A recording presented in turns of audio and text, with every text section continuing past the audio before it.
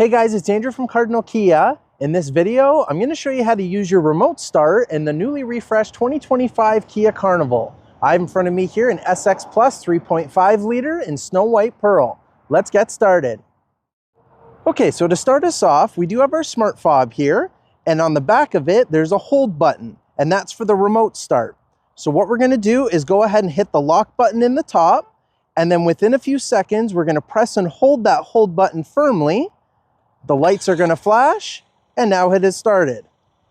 If you wanted to cancel this remote start you just did, you can go ahead and press the hold button once, and it will just go ahead and turn it off. The car will run for up to 10 minutes before it turns itself off in case you don't come out to it in time. To go to enter the vehicle, once you have your key fob on you and you're nearby, the mirror is just unfolded, knowing the key fob is here. And all you have to do is just put your hand in the door handle. It's going to unlock for you. And I'm going to go ahead and step in, close the door. The rest of the electronics turn on, and now it's ready to go. It will remember what you preset your climate controls to. So you can go ahead and get it set up to whatever you want. And then when you do your remote start, it's going to come on to either warm up the car or cool it down, either way. So one thing I want to note is when I went to remote start and the fan was lower than 5, I had it just at 1 for an example, and remote started it, it defaulted it to 5. If I had it higher than 5, it stayed at that fan speed. So it automatically puts you at a higher fan speed just to get the air moving around inside.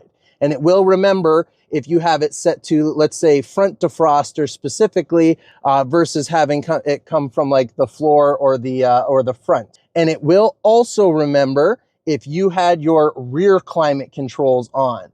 Being the Carnival with third row, you can go ahead and preset the rear so that the rear is also warmed up so the entire cabin can be set to whatever temperatures that you want. And last thing to note, if you did your remote start, but you didn't go in through the driver's door immediately, let's say you were dealing with kids or cargo or anything, and you went and opened another door, but again, we haven't entered the driver's door yet. After about 30 seconds or so, the vehicle will shut itself off. So just in case for security reasons. So if you notice that it went and shut off and you were busy back here, it's just because we didn't go in and fully turn the rest of everything on yet. So if you want to avoid that, all you would have to do is just open the door. As long as, again, you have the fob on you, reach in and put your foot on the brake pedal.